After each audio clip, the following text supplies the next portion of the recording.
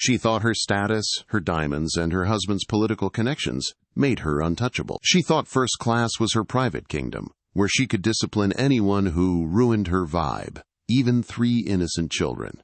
But when Victoria St. James raised her hand and slapped the triplets across their faces, she made the single most expensive mistake of her life. She didn't know who they were. She didn't know that the plane she was sitting on didn't just belong to the airline, it belonged to their mother. And when that mother stepped out from the cockpit, the turbulence was just beginning. The silence in the High Court of London was suffocating. It was the kind of silence that usually precedes a life sentence. Victoria St. James sat in the defendant's chair, her once immaculate Chanel suit now looking slightly wrinkled, much like her composure. She gripped her Hermes bag until her knuckles turned white, refusing to look at the gallery behind her. She didn't need to look. She could feel the eyes. The press, the public, the millions of people watching the live stream, they were all there for the blood sport. Mrs. St. James, the prosecutor, a sharp-eyed man named Mr. Sterling, began, pacing slowly before the jury. We are here to determine not just the events of Flight 404 to New York, but the character of the woman who boarded it. You claim self-defense. You claim provocation. But the footage tells a different story. Victoria closed her eyes, and the courtroom faded away. The smell of old wood and legal pads was replaced by the scent of expensive leather and pressurized cabin air. It was 6 months ago. Heathrow Airport. Victoria had swept through the first-class lounge like a hurricane in high heels. She was 45, stunning in a plastic, manufactured way, and accustomed to the world parting for her. Her husband, Richard, was a high-ranking diplomat, which meant Victoria treated international borders like mere suggestions. Champagne. Now, she had snapped at the lounge attendant without looking up from her phone. She was busy typing a furious email to her personal assistant about the wrong shade of white roses for her upcoming gala. She finally boarded the plane, a majestic Sterling Airways A380, with the air of a queen claiming her throne. She was in seat 1A, the prime spot. She settled in, arranging her cashmere shawl, ready for 7 hours of uninterrupted pampering. Then she heard them. Giggles. Pure, unadulterated, childish giggles. Victoria stiffened. She turned her head slowly, like a predator sensing a disturbance in the water. Coming down the aisle were 3 boys. They were identical triplets, black, maybe 6 years old. They were adorable to anyone with a heart, dressed in matching miniature navy blazers, crisp white shirts, and little bow ties. They looked like tiny gentlemen. They were holding hands, their eyes wide, with wonder as they looked at the luxurious cabin. "Wow," one whispered, pointing at the lie-flat seats. "It's like a spaceship." "Shh, Elijah," the middle one whispered back. "Mommy said we have to be professionals." "I am a professional," the third one said, adjusting his glasses. Victoria's lip curled. "Children. In first class." She smashed the call button. A flight attendant, a young woman named Stella, with a terrified smile, appeared instantly. "Yes, Mrs. St. James?" "What?" Victoria hissed, pointing a manicured finger at the triplets who were currently climbing into the center suite, row 2. "Is that?" Stella blinked. "I believe those are passengers, ma'am." "I paid £12,000 for this seat," Victoria said, her voice dripping with venom. "I paid for exclusivity. I paid for peace. I did not pay to run a daycare center. Why are they here?" "They have tickets, ma'am. Row 2 is a family suite." "Where are their parents?" Victoria craned her neck. "Surely they aren't unaccompanied. That's illegal, isn't it? Or are they some charity case the airline is flying over for a photo op?" "Their guardian is on board," Stella said, choosing her words carefully. She looked nervous. Victoria mistook the nervousness for incompetence. "Well, tell the guardian to keep them silent. If I hear one peep, one single sound, I will have your job. Do you know who my husband is?" "Yes, Mrs. St. James, I'll do my best." Stella scurried away, looking pale. Victoria huffed, took a sip of her pre-flight mimosa, and glared at the boys. To their credit, the triplets were well behaved. They were currently arguing over who got to hold the safety card, but they were doing it in hushed whispers. "Isaiah, it's my turn to read the evacuate shun procedures," Elijah whispered. "No, Josiah had it last time." Victoria slammed her noise-canceling headphones over her ears. She shouldn't have to deal with this. She was Victoria St. James. She was royalty. The plane taxied and took off. For the first hour, things were relatively calm. The seatbelt sign turned off. The smell of warm nuts and dinner service began to waft through the cabin. But Victoria was already agitated. Her champagne hadn't been cold enough. The Wi-Fi was taking 30 seconds to connect, and the mere existence of the children in her peripheral vision was gnawing at her patience like a rat on a wire. Then, the incident happened. One of the boys, Josiah, stood up to go to the bathroom. The aisles in first class are wide, but the plane gave a sudden, sharp jolt of turbulence just as he was passing Victoria's pod. Josiah stumbled. His small hand shot out to steady himself. His fingers brushed against Victoria's arm. And, in the chaos of the stumble, a few drops of apple juice from the sippy cup he was holding splashed onto the sleeve of Victoria's cream-colored Chanel blazer. Time seemed to stop. The apple juice darkened the fabric. It was a spot no bigger than a coin. Josiah froze. His eyes went wide with terror. "I'm sorry," he squeaked. "The plane moved." Victoria slowly took off her headphones. The silence in the cabin was heavy. Other passengers, a tech CEO in 3A, a famous actress in 1K, looked over. Victoria looked at the spot on her sleeve. Then she looked at the 6-year-old boy. "You," she whispered, her voice trembling with a rage that was entirely disproportionate to the accident. "You filthy little brat." "I'm sorry, ma'am," Josiah said, stepping back, his lower lip trembling. "I have a napkin." "Do you know how much this costs?" Victoria stood up. She towered over the child. "This jacket costs more than your entire family makes in a year." "Hey!" Elijah and Isaiah popped up from their seats, sensing their brother was in danger. "Leave him alone." "Sit down!" Victoria roared, causing the entire cabin to jump. "Where is your mother? Where is the incompetent woman who bred you?" She looked around wild-eyed. No adult stepped forward from the passenger seats. "Unbelievable!" Victoria scoffed. "Abandoned! Typical!" She turned back to Josiah, who was now crying silently. "Please," Josiah whimpered. "I didn't mean to." "You ruined it," Victoria snarled. She raised her hand. In the courtroom, the prosecutor paused the video. The giant screen froze on Victoria's hand, raised high in the air, poised to strike a 6-year-old. "We all know what happens next," the prosecutor said softly. "But Mrs. St. James, when you raised that hand, did you consider that you were striking the son of the woman who signs your husband's diplomatic flight vouchers?" Victoria stared at the table, a bead of sweat rolling down her temple. Back on the plane, the atmosphere had turned electric. Stella, the flight attendant, was sprinting down the galley. Ma'am, please sit down." But she was too late. Smack! It wasn't a light tap. It was a full-force, open-palm slap across Josiah's cheek. The sound was sickeningly loud, cracking through the quiet luxury of the first-class cabin like a gunshot. Josiah spun around from the force of the blow and fell onto the carpeted floor. He didn't scream immediately. He was in shock. He just lay there, clutching his face, eyes wide with disbelief. Then the wailing started. "Mommy!" Elijah screamed, scrambling out of his seat to cover his brother. Isaiah grabbed a pillow and threw it at Victoria with all his might. "You're mean! You're a witch!" Victoria stood there, chest heaving, hands stinging. She felt a twisted sense of satisfaction. She had asserted dominance. She had taught a lesson. "That," she announced to the horrified cabin, smoothing her skirt, "is what happens when you don't watch your brats. You just hit a child." The tech CEO in 3A stood up, furious. "Are you insane?"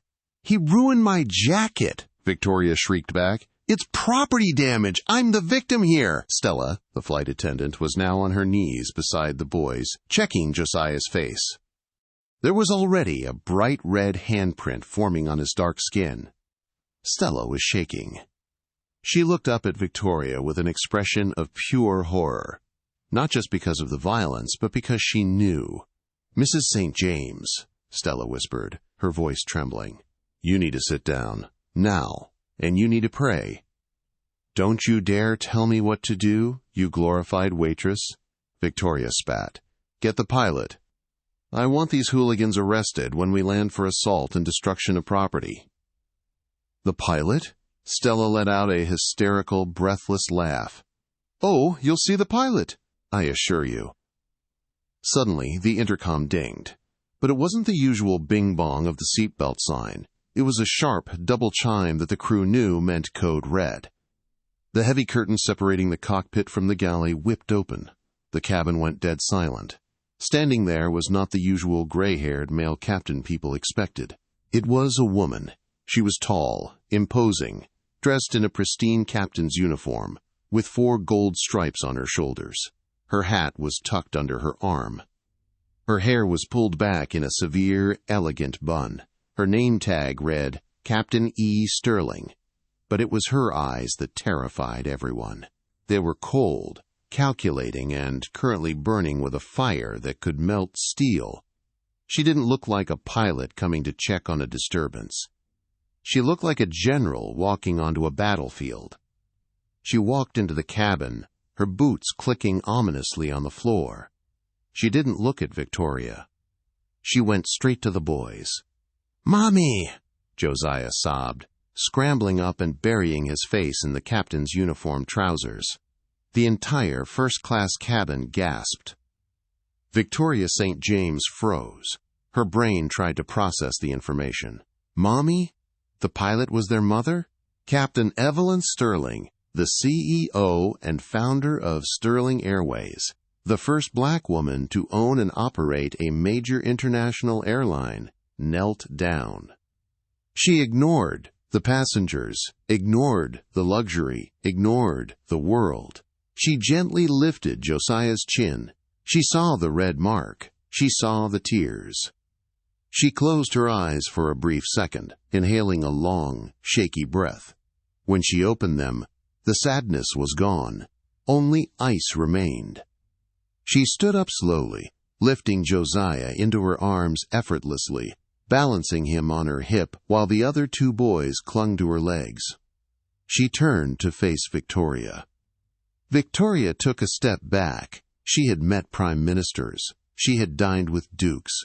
But she had never felt an aura of power like this. "You," Evelyn said. Her voice wasn't loud. It was terrifyingly calm. It was the voice of a woman who owned the sky. He ruined my jacket." Victoria stammered, her confidence crumbling like dry sand. I didn't know they were... You didn't know they were mine?" Evelyn finished the sentence for her. Would it have mattered if they weren't?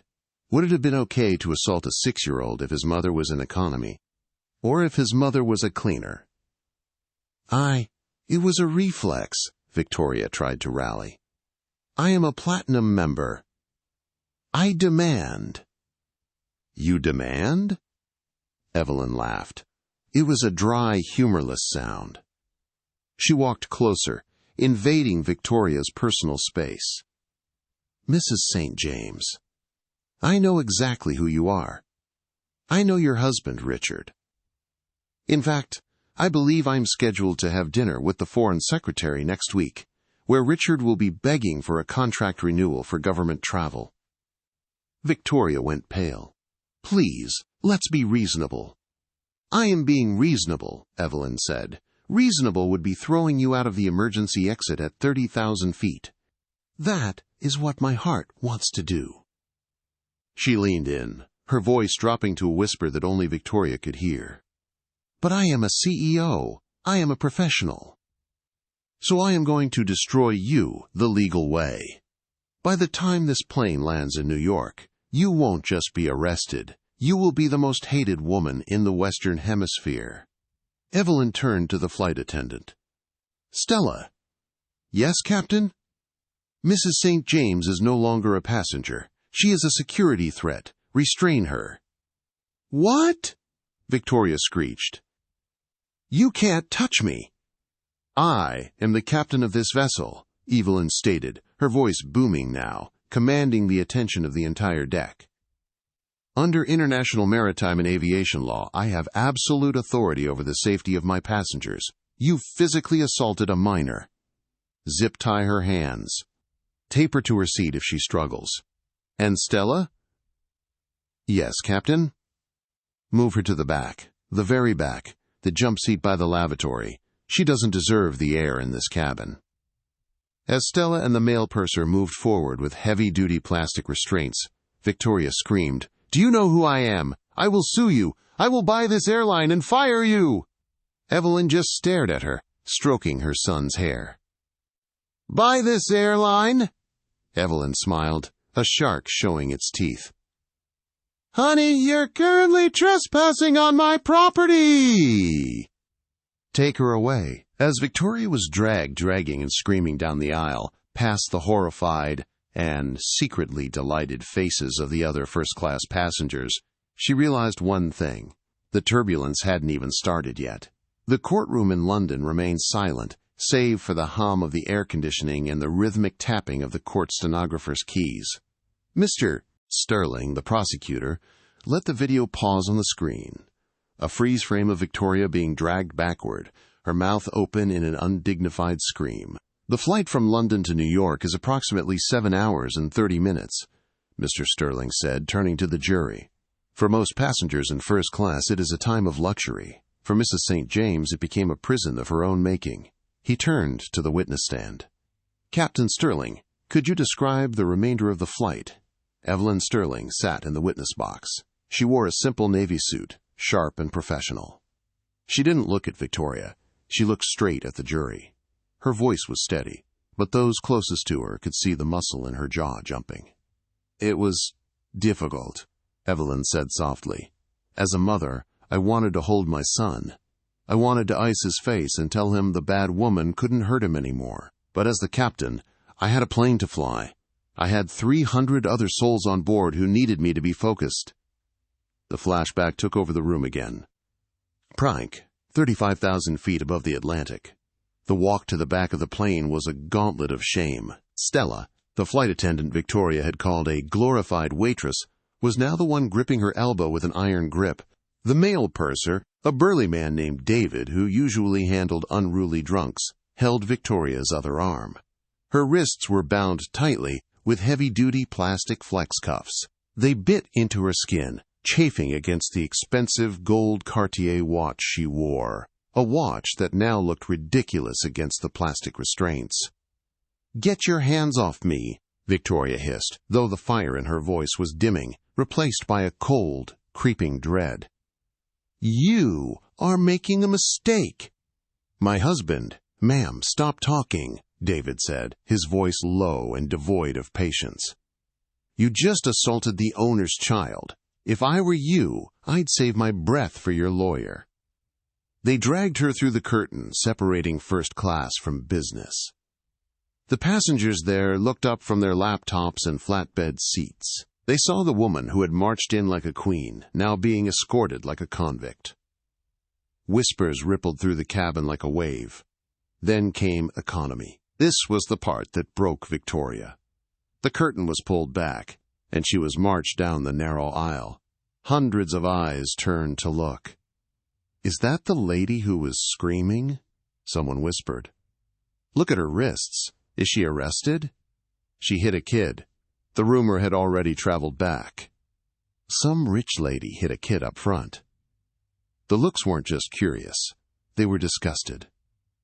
Victoria St. James, who prided herself on being the envy of every room she entered, was now the object of collective scorn. She tried to hold her head high, to look down her nose at the passengers in their cramped seats, but it was impossible. She was the one in chains. They reached the very back of the plane, near the rear galley and the lavatories. The air here was stale, smelling faintly of coffee grounds and chemical toilet sanitizer. "Sit," David commanded, pointing to the jump seat, a fold-down, uncomfortable chair used by crew during takeoff and landing. It had zero padding. It was right next to the bathroom door. "I can't sit here," Victoria gasped. "My back. I have a condition. I need my lie-flat seat." "Your seat has been revoked," Stella said, her voice icy. She strapped Victoria in, pulling the harness tight across her chest, so tight it wrinkled the Chanel blazer. "You are a security risk. You stay here until we touch down at JFK. If you scream, we gag you. If you kick, we tie your legs. Do you understand?" Victoria slumped. For the next 6 hours, she sat there. Every time a passenger came back to use the restroom, they had to step over her feet. They stared. Some took photos with their phones, thinking she was asleep. She wasn't asleep. She was seething. She was plotting. In her mind, she was still the victim. How dare they, she thought. It was just a slap. A discipline. That child ruined my jacket. I am the wife of a diplomat. When we land, Richard will have the FBI here to arrest that captain. Meanwhile, in the cockpit, the atmosphere was suffocatingly tense. Evelyn sat in the left seat, her hands resting lightly on the controls. The autopilot was on, but her eyes were scanning the instruments with a ferocity that scared her first officer. A young man named Mark. "Captain," Mark said gently after an hour of silence. "Do you want me to take the comms? You can. Take a break. Go check on the boys." Evelyn didn't blink. "No. Captain, protocol states that if a pilot is emotionally compromised..." Evelyn turned her head slowly. Her eyes were dry, but they were red-rimmed. "Mark, I am not compromised. I am focused. Because if I go back there, if I see my son's swollen face again right now, I will walk to the back of this plane, and I will do something that will land me in prison. So I am staying right here. I am flying this bird, and I am radioing ahead."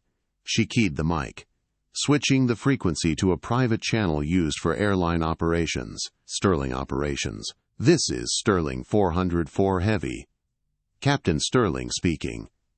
"Go ahead, Captain," the voice from the New York ground crew crackled. "I need Port Authority police waiting at the gate. I also need the airline's legal counsel present on the jet bridge. And get me a pediatric medic." There was a pause on the other end. "Copy that, Captain. Is there a medical emergency?" "Assault," Evelyn said, her voice cracking for the first time. "Passenger in 1A assaulted a minor." "My son!" The silence on the radio was heavy. Then the voice came back, grim and serious. "Understood, Captain. We will have the cavalry waiting. We're sorry." Evelyn stared out at the clouds. The Atlantic Ocean looked vast and lonely below them. "She thinks she has power," Evelyn whispered to herself, gripping the yoke. "She has no idea." In the London courtroom, Mr. Sterling shifted his papers. "Mrs. St. James," he said, looking at the defendant, "you claimed in your initial statement that you expected to be vindicated upon landing. You thought your husband's status would shield you. Tell the court, how long did that shield last?" Victoria stared at her hands. "It didn't," she whispered. "It was gone before I even unbuckled." The landing was smooth, a testament to Evelyn's skill despite her rage. As the massive A380 taxied to the gate, the ding of the seatbelt sign signaled the end of the flight. Usually, first-class passengers are the first to deplane, but not today. "Ladies and gentlemen," Evelyn's voice came over the intercom. It was steel-hard. "This is the captain. We have arrived at JFK. Please remain seated with your seatbelts fastened. Police are boarding the aircraft to remove a security threat. No one stands up until this is resolved." A murmur of excitement went through the plane. Phones were raised. The cameras were rolling. The main cabin door opened. 4 Port Authority officers, burly and unsmiling, marched onto the plane. They didn't stop in first class. They marched straight to the back, past the rows of hushed passengers, to the galley where Victoria was strapped in. "Victoria St. James?" the lead officer asked. "Finally!" Victoria cried out. "Officer, thank God! I want to report a kidnapping. This crew has held me hostage. I am a diplomat's wife." The officer didn't smile. He pulled out a pair of metal handcuffs. "Ma'am, you are under arrest for assault of a minor aboard an international flight and interfering with a flight crew. Stand up and turn around." "What?" Victoria screeched as the plastic cuffs were cut off, only to be replaced by the cold, biting metal of the police cuffs. "You can't do this!"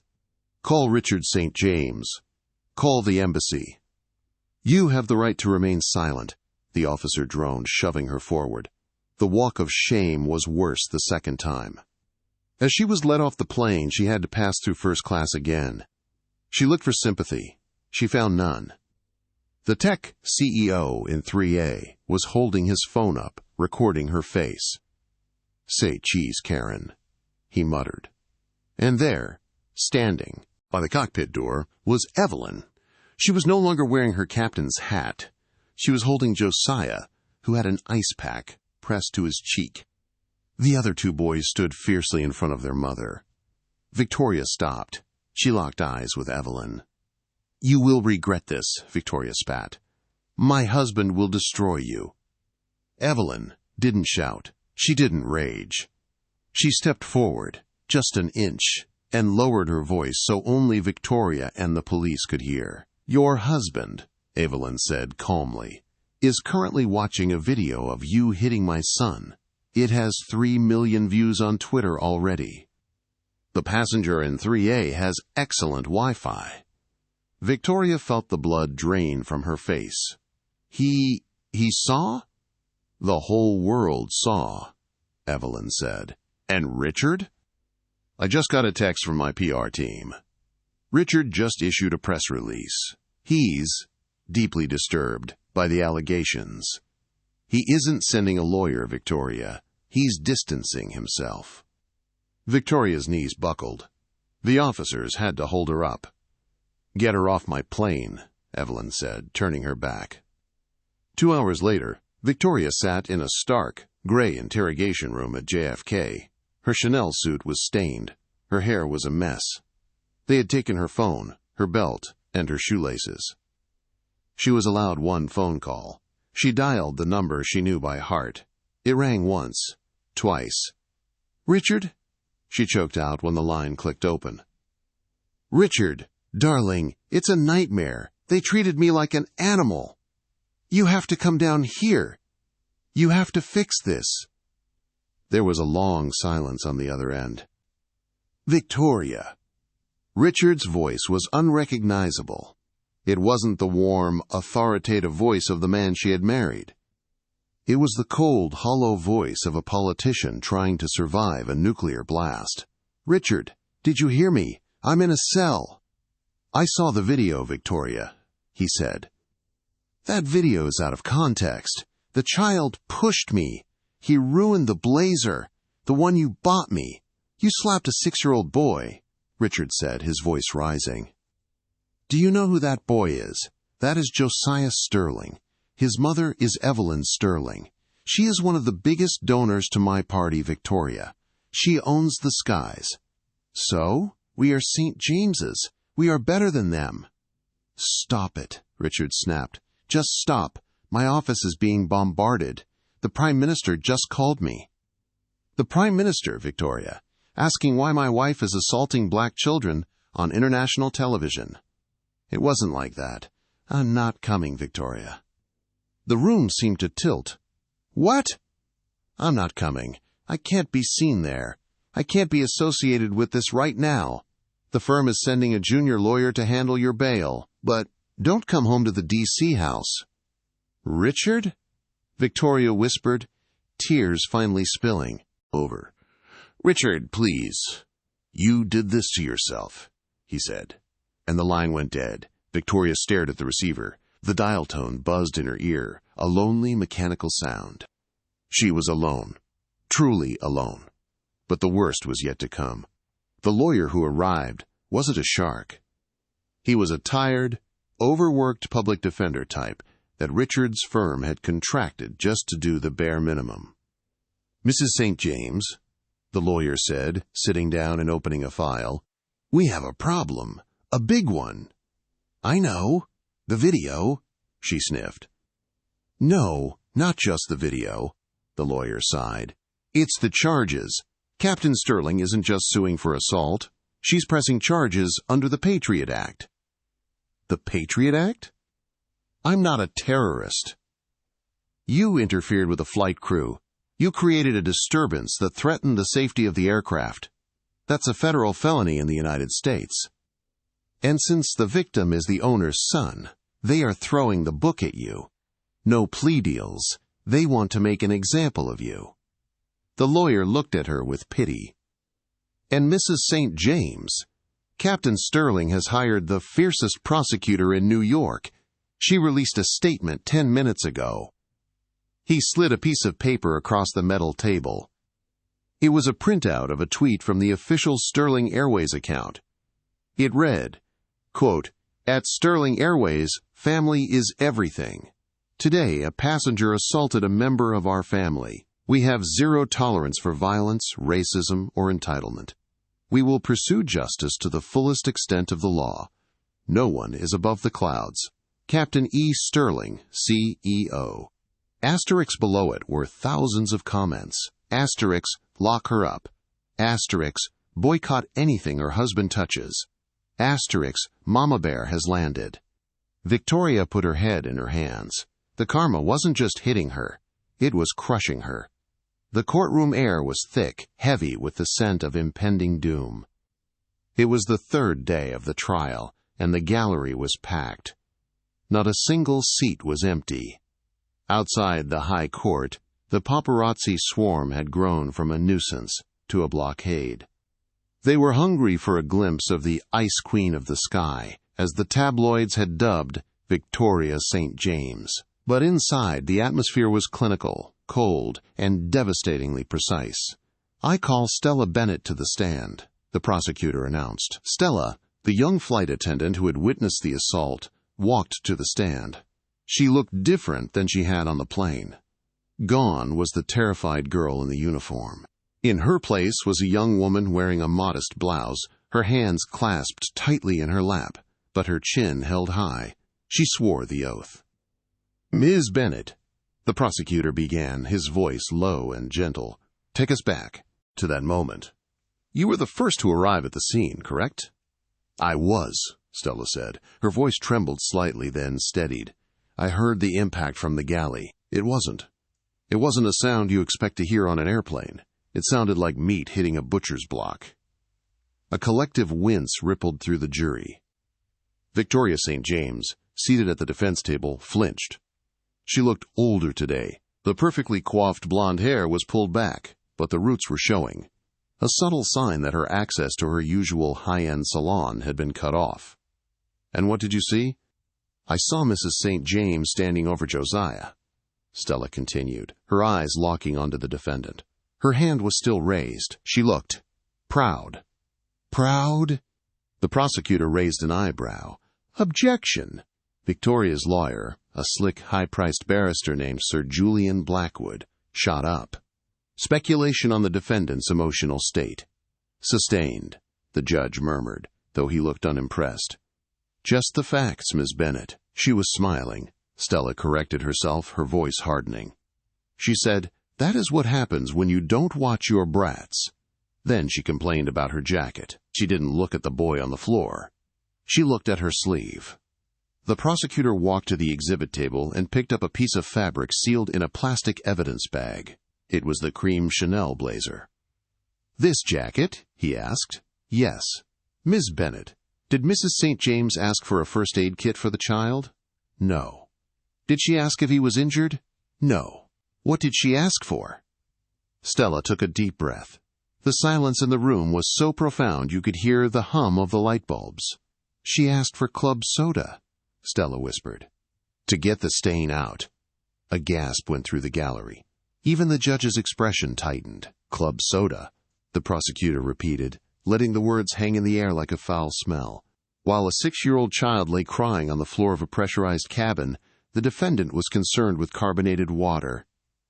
"Yes." Sir Julian Blackwood stood up for the cross-examination, adjusting his silk tie.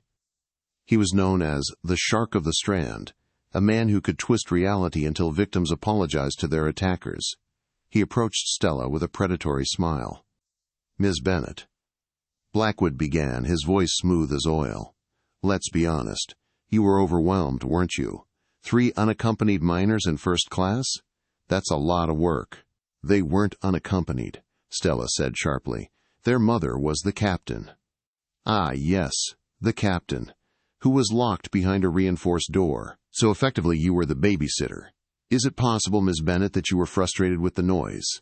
That the children were running wild, endangering the safety of the cabin during turbulence, and Mrs. St. James simply reacted defensively to a child charging at her?" Stella stared at him. "He tripped. He didn't charge. He is 6. "A 6-year-old can be dangerous," Blackwood said dismissively. "If he had hot coffee? If he had a sharp object?" "He had a sippy cup of apple juice," Stella shot back, "and he is the sweetest boy I have ever met. He apologized after she hit him. He apologized for bleeding on the carpet." Stella's voice cracked. Tears welled in her eyes. "Mrs. St. James didn't act in self-defense," Stella said, leaning into the microphone, her voice echoing through the chamber. "She acted like she was the only person in the world who mattered. She acted like she owned us." Blackwood paused. He saw the jury's faces. They weren't buying it. He dismissed the witness abruptly, realizing he had done more harm than good. As Stella stepped down, she walked past the defense table. Victoria refused to make eye contact, staring intensely at a spot on the desk. "You can't hide?"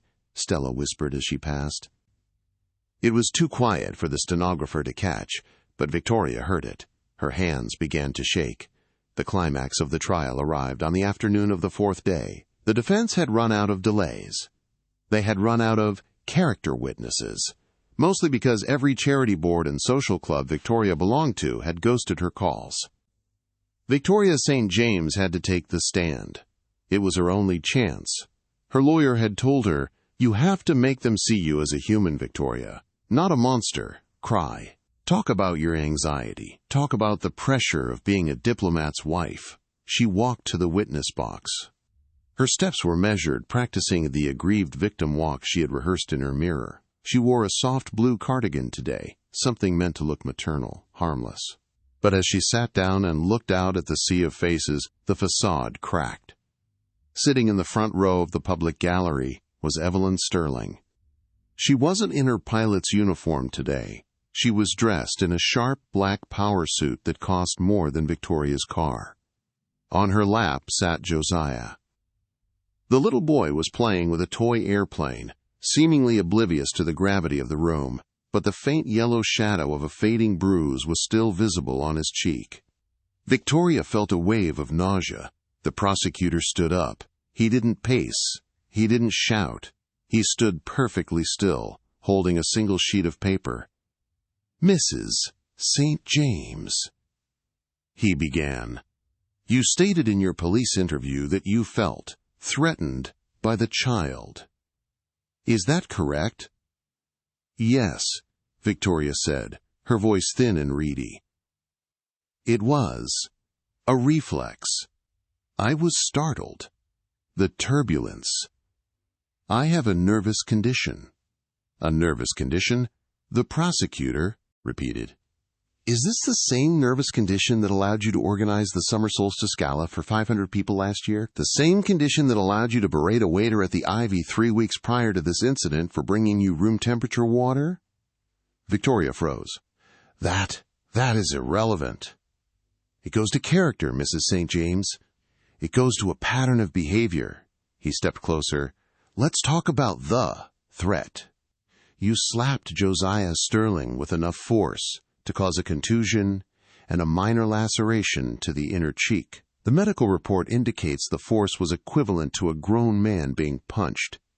Did you feel powerful, Mrs. St. James? No, I felt terrible, Victoria sobbed, squeezing out a tear. I have been vilified. My life is ruined. Do you know what it's like to have the whole world hate you for one mistake? One mistake? The prosecutor looked at the paper in his hand. Mrs. St. James, are you aware that since this trial began, 3 other flight attendants from different airlines have come forward with affidavits regarding your behavior? Victoria's eyes went wide. That's a lie. British Airways, 2019. You threw a hot towel at a stewardess because it was too damp. Emirates, 2021. You called the purser a peasant because they ran out of the lobster main course. This isn't a mistake, Mrs. St. James. This is who you are. They are lying. They just want money, Victoria shrieked, her composure shattering. This is a witch hunt, because I'm white, because I have money, the courtroom gasped. The judge banged his gavel. Order! The defendant will control herself. But the prosecutor wasn't done. He waited for the noise to die down. He placed the paper on the table and picked up another document. This one was thick, stapled, and bore a legal seal that Victoria recognized instantly. It was the seal of her husband's law firm, Mrs. St. James, the prosecutor said, his voice dropping to a whisper that carried more weight than a scream. You speak of your husband, Mr. Richard St. James, quite often. You mentioned him to the police. You mentioned him to the flight crew. You mentioned him to the press. He stands by me, Victoria said, though her voice wavered. He is a busy man, but he loves me. The prosecutor sighed. He actually looked pitying for a moment. Mrs. St. James, strictly speaking, this is not part of the criminal evidence, but as it pertains to your claim of financial hardship regarding the damages sought by the Sterling family. He walked over and handed the document to the bailiff, who handed it to Victoria. What is this? She whispered. That was filed this morning, the prosecutor said. Your husband, Richard St. James, has filed for divorce. Victoria stared at the document. The words swam before her eyes. Irreconcilable differences, distinct separation of assets, immediate vacating of the marital home. No, she whimpered. No, he wouldn't. We have a prenup. He can't. He cites gross reputational damage and moral turpitude as grounds to void the prenuptial agreement. The prosecutor explained calmly.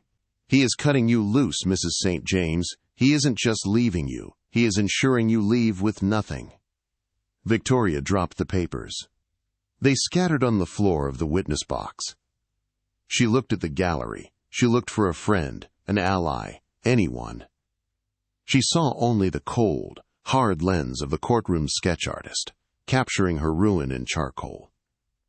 She looked at Evelyn Sterling. Evelyn didn't smile. She didn't gloat.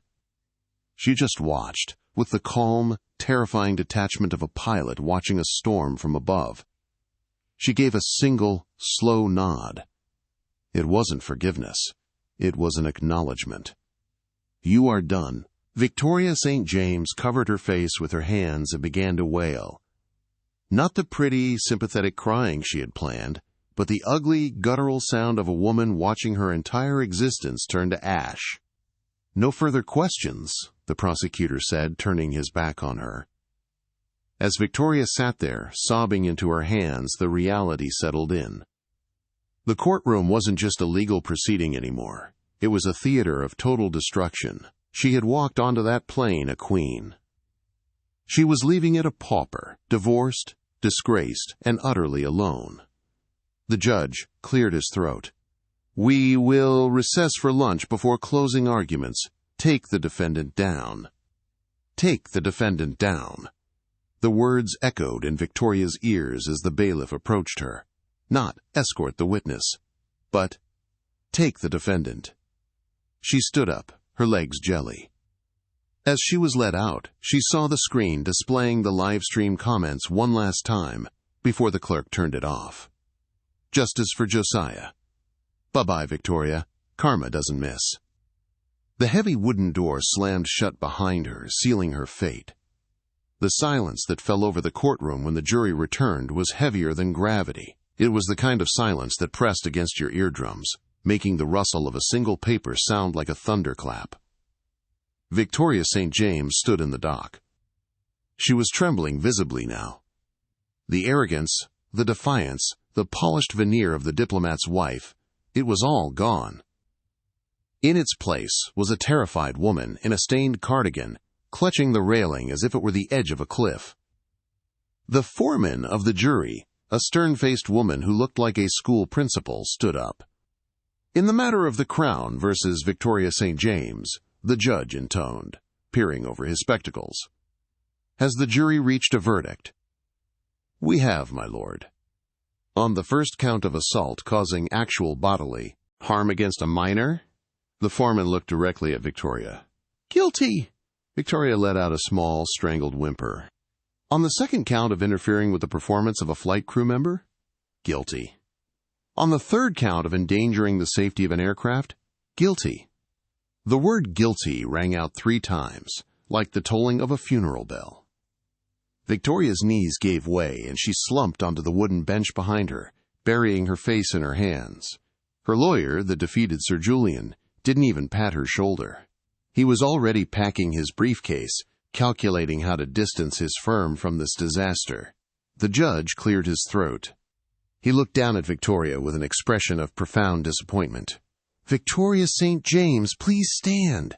She dragged herself up. You have lived a life of privilege, the judge began, his voice echoing through the chamber. You believed that this privilege gave you the right to treat others as furniture. You treated a child, a 6-year-old boy, as a nuisance to be swatted away because he inconvenienced your luxury. He paused, letting the weight of his words settle. But the law is the great leveler. At 35,000 feet, you thought you were a queen. Here, you are simply a criminal. Please, Victoria whispered. I'm sorry. I'll pay. I'll pay anything. I am sure you would, the judge said coldly, but money cannot fix the trauma you inflicted on those children. And frankly, Mrs. St. James, based on the financial disclosures filed this morning regarding your divorce, I am not sure you can pay anything at all, the gallery murmured. The judge continued, For the assault, I sentence you to 18 months in custody.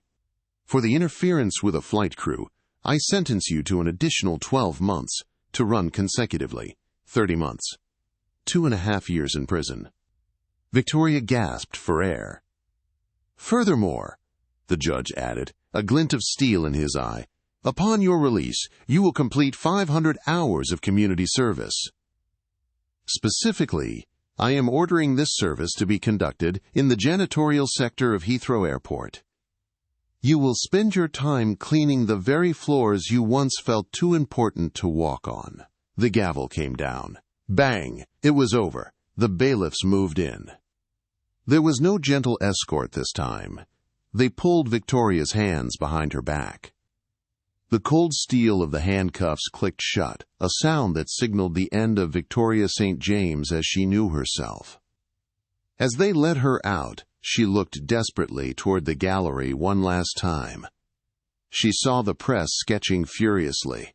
She saw her former friends looking away. And she saw Evelyn Sterling. Evelyn stood up slowly. She looked regal, untouchable. She didn't smile. She didn't wave. She simply adjusted her blazer, took her son's hand, and turned her back. 6 months later, the visitation room at HMP Holloway was cold and smelled of bleach. Victoria sat on a plastic chair, wearing a gray prison tracksuit that was 2 sizes too big. Her hair was graying. The blonde dye had long since grown out. Her nails were short and brittle. She waited. The door opened, but it wasn't Richard. It wasn't a friend. It was a process server. He sat down opposite her, sliding a document through the slot in the glass.